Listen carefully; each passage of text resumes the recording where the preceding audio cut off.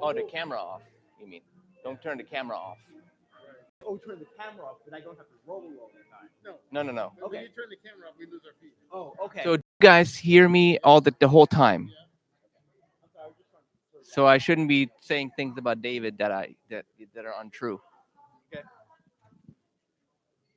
So the extra battery. Hey, Nice to meet you. nice to meet you. That's Richard, by the way. I'm Bobby. Bobby, good to meet you. Hey, Bob Klein. Hi, how you doing, Bob? Yeah, Nice to so meet you. one of the Pleasure. pioneering the healthcare policy award. Okay. So and he's He's an advocate of stem cell research. yes. He what? Just- I'm sorry? He's an advocate of stem cell research. Oh, Yeah. fantastic. So and also okay. he passed the Proposition 14, 5.5 billion for neuroscience. I mean for stem cell. So I we wanna should say talk to you neuroscience. then, I guess. Yeah. So right? please get him there. Yeah. Let me put this down. Yes, please. That's a proposition on Proposition 71. Right there.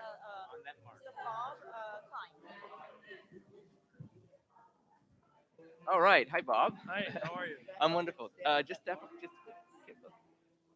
Okay, Bob. Tell us a little bit about your involvement in this field and what exactly you do.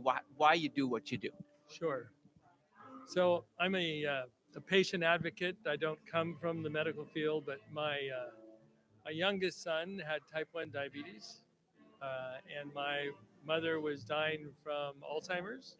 So I was motivated as a father and as a son to enter the medical philanthropy field.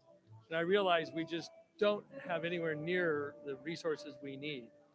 Particularly neuroscience has got a huge gap in the funding, and the NIH funding hasn't really reached the levels it should have if it just kept going at the level it was in 1970. So looking at California, which is the second largest resource for medical research in the world after the United States, if you consider California to be a country. I wrote an initiative, Proposition 71, in 2004 that the voters of California passed for $3 billion in this field. And then in this last November, the California voters were kind enough, with tremendous vision and dedication to patients, to pass another 5.5 billion in Proposition 14 for stem cell and regenerative medicine and genetics.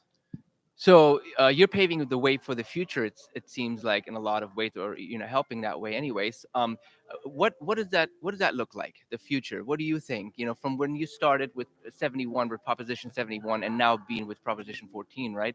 How far have we come, and where are we going? Where do you see us going? Well, we've come a long way in the central nervous system. Quadriplegics are tragic outcome of accidents that we can now reverse above the waist. We haven't been completely successful because we haven't been able to deal with the area below the waist. But right at USC, they did the first embryonic stem cell therapy trial with 10 million stem cells injected in the spine at the point of injury for a quadriplegic patient, a young man who had a car accident.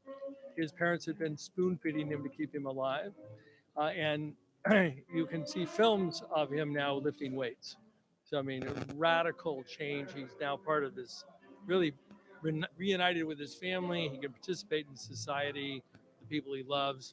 So, huge progress for a young man who would have been paralyzed for life. And another area with high interaction with the brain is, of course, the optic nerve and sight. And with stem cell therapies, they've now been able to restore sight to individuals with retinitis pigmentosa. A young woman who was blind for a decade could see her children again. Which is a radical improvement. And then on the other end of the spectrum, half of all Californians between 65 and 85 will go partially blind with macular degeneration. And again, with another stem cell therapy, they've been able to restore the retinal pigment epithelial cells, the cells at the back of the eye that allow you to see and perceive light. So tremendous progress, but basically the future is early intervention therapies instead of years of suffering, bankrupt families, bankrupt medical systems. It's a real bright future of restoring health so people can live with quality of life to the end of their life. Well, thank you so much for coming and being here, and enjoy your evening. Great. Thank you very much. Thank you.